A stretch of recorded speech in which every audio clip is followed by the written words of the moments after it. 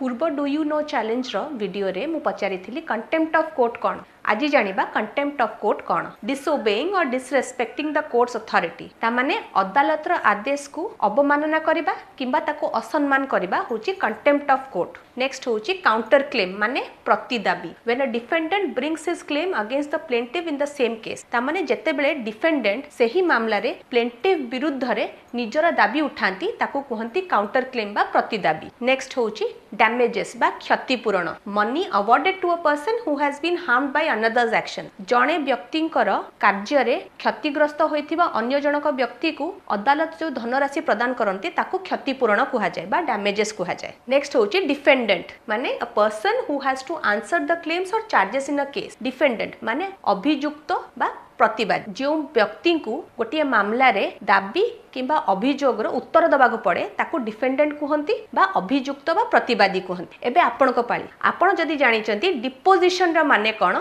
तेबे कमेंट करी जणान।